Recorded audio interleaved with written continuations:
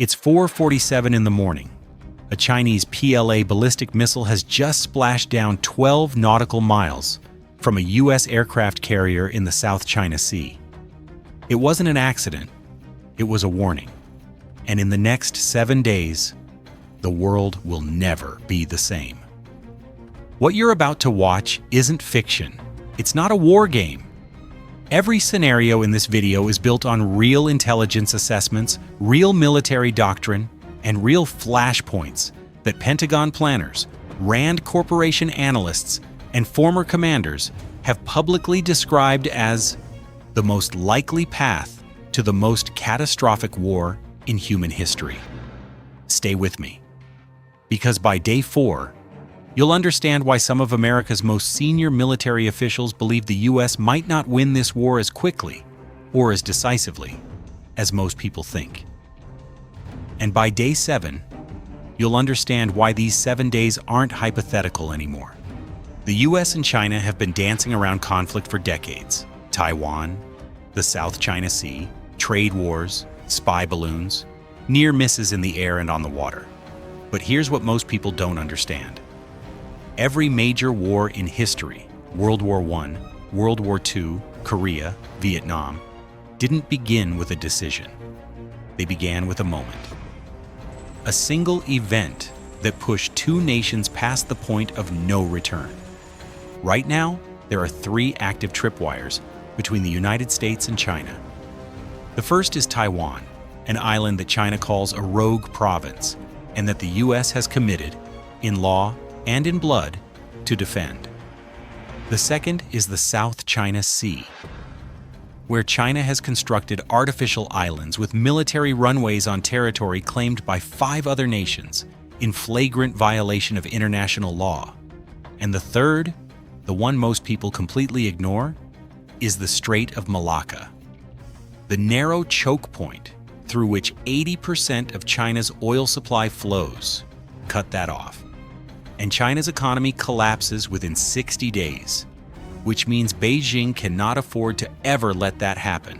Which means Beijing has already wargamed exactly how they would respond. And it starts with this. It's a Tuesday morning, a routine Taiwan Strait transit, something U.S. Navy destroyers conduct several times a year, in full compliance with international law, in international waters. The USS Ralph Johnson, an Arleigh Burke-class guided missile destroyer, is passing through at 14 knots. Then something happens that has never happened before. A Chinese People's Liberation Army Navy frigate, the PLAN Yancheng, cuts directly across the Ralph Johnson's bow. Not 1,000 yards, not 500 yards, 45 yards. That is less than the length of an Olympic swimming pool, at combat speed, in open ocean. The Ralph Johnson's commanding officer has 8 seconds to make a decision, hard to port, and risk a collision that could kill both crews and ignite a war. Hold course and call the bluff. Or do something else. Something that changes everything. He holds course. The Yancheng pulls away, crisis averted, except it wasn't. Because 3 hours later, China's state media publishes a very different version of what happened. They say the Ralph Johnson provocatively cut off the Yancheng in Chinese territorial waters. They say the U.S. crew made threatening gestures. They say it was an act of aggression. Within hours, video is circulating on Chinese social media, heavily edited, that appears to show a U.S. sailor pointing a weapon at the Chinese crew. It's doctored footage. Every frame of it. But by the time Western analysts confirm that, the crowds are already in the streets outside the U.S. Embassy in Beijing. And on the secure communication line between Washington and Beijing, nobody picks up. Here is what you need to understand about day 1. This wasn't spontaneous. Military analysts reviewing satellite data afterward will find that the Yancheng was positioned and waiting 6 hours before the Ralph Johnson even entered the strait. Someone planned this. Someone wanted an incident.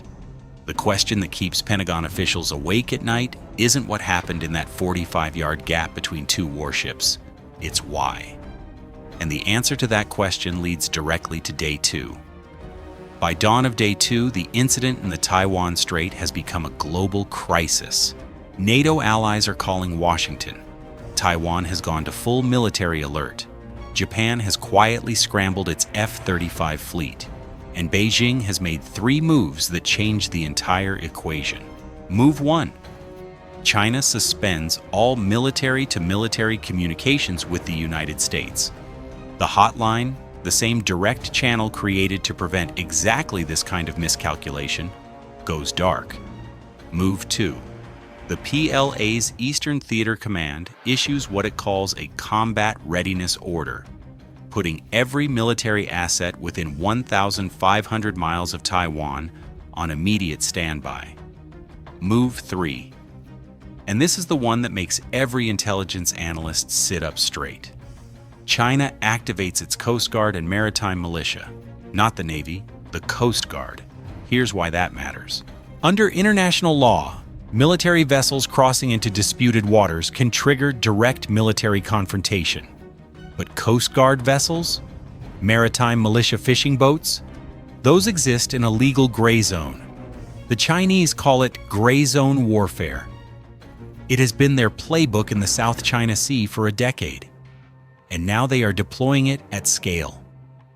Within 18 hours of the Taiwan Strait incident, over 200 Chinese Coast Guard vessels and militia fishing boats have surrounded Taiwan's outlying islands, the Matsu and Kinmen Islands, sitting just miles from the mainland Chinese coast, not crossing any red lines, but close enough to squeeze, close enough to test, close enough to ask, "What will you do?" And on the secure video call between the U.S. National Security Council and their counterparts that evening, the answer Washington has to give is more complicated than anyone in that room wants to admit. Day 3 begins at the United Nations. The United States has called an emergency session of the Security Council. It goes exactly as expected. China vetoes. Russia vetoes. The resolution dies before it starts. But something else happens on Day 3 that nobody anticipated. A U.S. EP-3 reconnaissance aircraft operating over the South China Sea detects something alarming. On 3 separate Chinese airfields in Fujian Province, the province directly across the water from Taiwan, ground crews are loading DF-21D anti-ship ballistic missiles, the carrier killers, the one weapon system engineered from the ground up to destroy U.S. aircraft carriers at ranges beyond 1,000 miles. The intelligence is immediately rushed to the USS Ronald Reagan Carrier Strike Group, currently operating 450 miles southeast of Taiwan. The admiral commanding the strike group is given 3 options. Pull back, outside the DF-21D's 1,000-mile range, where the carrier is safe, hold position and increase defensive posture, or close the distance, get inside the missile's minimum engagement envelope, where the physics of ballistic trajectories actually work in the carrier's favor. He chooses option 3, he advances. Now, I told you at the beginning that by Day 4, you'd understand something about this potential war that most people don't know. We're almost there. But before we get to Day 4, I need to tell you about a phone call that happens on Day 3 at 11:17 p.m. Washington time. The President of the United States calls Beijing. The call lasts 4 minutes, and when it ends, the Director of National Intelligence walks out of the Oval Office, picks up a secure phone, and says 3 words: "Prepare the carriers." We're only at Day 2, and already the situation has changed beyond anything the playbooks predicted. Stay with me. Because what happens on Day 4 is the moment that senior military analysts describe as the true revelation nobody sees coming. Here is what military analysts don't say in public. In every war game, the Rand Corporation has run simulating a U.S. China conflict over Taiwan since 2018. The United States has lost, not always completely, not always catastrophically, but in the opening days, before reserves arrive, before allies fully commit, the PLA's ability to saturate American defenses with hypersonic missiles, carrier-killing ballistic missiles, and coordinated drone swarms creates casualties at a scale that U.S. commanders have not faced since the Second World War. This is day 4, and this is where the 7 days stop being a sequence of events and start being a sequence of impossible decisions. At 6:22 a.m. on day 4, a Chinese hypersonic missile, a DF-17, passes within 2 nautical miles of the USS Ronald Reagan. Not a miss, not an accident, a demonstration. A message written in the language that generals speak: we can touch you, we are choosing not to, yet. On the ground in Okinawa, U.S. Air Force F-22 Raptors and F-35s are scrambled in the largest combat deployment to the Pacific since Korea. Simultaneously, 3 Virginia-class fast attack submarines go completely silent. Their positions are now unknown, even to most of their own chain of command. In Beijing, that silence is the most terrifying signal of all, because China's greatest strategic fear isn't American surface ships, it's what they can't see. And on day 4, America has made itself invisible. Meanwhile, the economic consequences of day 4 have already begun detonating across the globe. The Shanghai Composite crashes 12% in a single session. The Dow drops 1,800 points at the open. Oil hits $180 a barrel. And Taiwan Semiconductor, the company that manufactures 92% of the world's most advanced chips, announces it is suspending operations and initiating its emergency destruction protocols. Remember that, the destruction protocols? We will come back to them. On the morning of day 5, something happens that changes the calculations for every nation watching. The Philippines, a U.S. treaty ally, reports that Chinese forces have physically occupied a new reef in the Spratly Islands, constructed a blockade around 3 Filipino fishing vessels, and wounded 2 Filipino sailors in a water cannon confrontation. Under the U.S.-Philippines Mutual Defense Treaty, the United States is now legally obligated to respond. Japan quietly invokes its national security exception and prepares its self-defense forces. Australia moves its military to Level 2 alert. South Korea convenes an emergency cabinet session.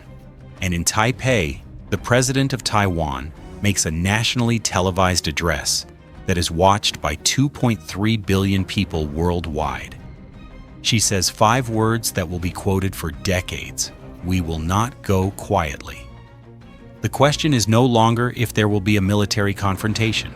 The question is now about scale, limited, regional, or something the world has never seen before. And it is at exactly this moment, day 5, approximately 2 p.m. local time, that American signals intelligence intercepts a transmission from a PLA command post. The transmission is 2 sentences. When the translator reads it aloud in the Signals Intelligence Center in Hawaii, the room goes completely silent. The translation? The political decision has been made. Execute on authorization. No one in that room knows what exactly has been authorized, but they know what comes next. Day 6 begins with 147 Chinese PLA Air Force aircraft, fighters, bombers, and electronic warfare planes, taking off simultaneously from air bases across Fujian, Zhejiang, and Guangdong provinces. It is the largest single aerial mobilization by any nation since the Persian Gulf War. Their flight path takes them directly toward the Taiwan Air Defense Identification Zone. Every single one of them. Taiwan scrambles every aircraft it has. 139 fighters, many of them aging F-16S, outnumbered and already at the edge of their operational range. The USS Ronald Reagan Strike Group moves to battle stations. The carrier is now 220 miles from Taiwan, inside the DF-21D engagement envelope, fully committed. For 47 minutes, the world holds its breath. Then, the Chinese aircraft stop. They hold position just outside Taiwanese airspace. They circle. They transmit warnings on military frequencies in Mandarin. A test. a question. What will you do? And here is where Day 6 becomes the most consequential day of the 7. Because what the United States does in the next 4 hours will either end this crisis or begin the most devastating war in modern history. The National Security Council convenes at 3 a.m. The Joint Chiefs present 3 options. Option 1, de-escalation. Pull back the carrier group. Offer Beijing a face-saving diplomatic off-ramp and de-escalate before the first shots are fired. Option 2, show of force. Launch a massive demonstration of American air and naval power. Make crystal clear that the United States is serious without firing a single shot. Option 3, preemptive action.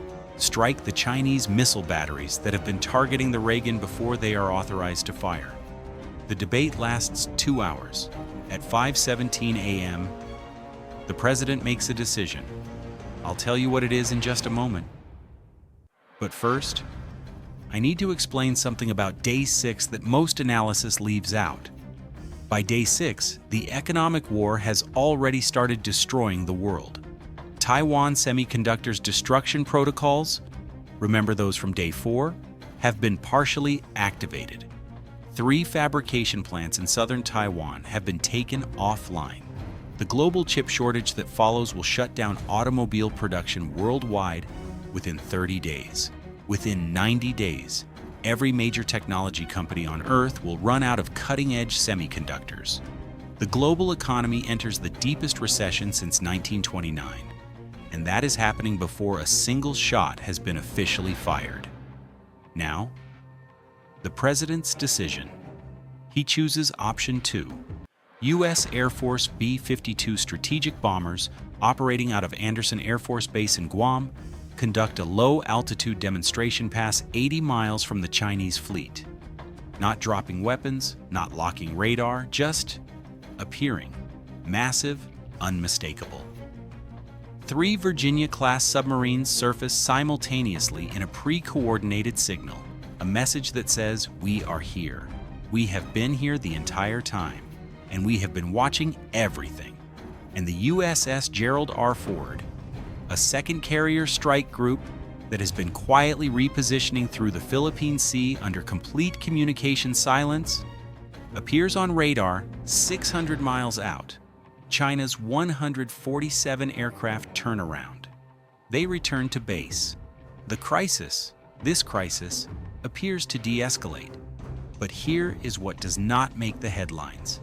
That same day, Day 7, China files formal papers at the United Nations declaring Taiwan to be under what they call reunification status, a legal designation with no precedent in international law, but carrying enormous diplomatic weight. 3 nations recognize it immediately, then 6 more. And in a classified briefing to the Senate Armed Services Committee, the Director of National Intelligence delivers an assessment that will be partially leaked to the press 3 weeks later. The events of the past 7 days should not be interpreted as a de-escalation. They should be interpreted as a rehearsal. A rehearsal. China had learned exactly where U.S. assets were positioned, exactly how fast they could be moved, exactly how long American decision-making takes under maximum pressure, exactly which allies would commit immediately, and which ones hesitated. They had collected 7 days of the most valuable intelligence a military can possess, not satellite imagery, not signal intercepts, behavioral intelligence, how America thinks, how America moves, how America decides. So where does this leave us? The 7 days are over. The immediate crisis is contained. But the next 7 days, or the next 7 months, or the 7 years that follow, carry more danger, not less. Because Beijing now knows more about American resolve and American vulnerability than they did before the first ship crossed the strait. 3 things are now true that were not true a week ago. 1. Taiwan now knows it cannot rely on the speed of the American military response to save it in the first 72 hours of an actual invasion. It must be able to survive alone. long enough for help to arrive. 2. Every American ally in the Pacific, Japan, South Korea, the Philippines, Australia, is making private calculations right now about what level of American commitment they can actually depend on when it matters. And 3. The world has seen, in real time, what the 7 most dangerous days in modern history look like. The question was never whether this could happen. The question is, now that you know it already has, what do we do about it? Drop a comment below. Tell me, do you believe the United States is actually prepared for this? Because I want to know what you think.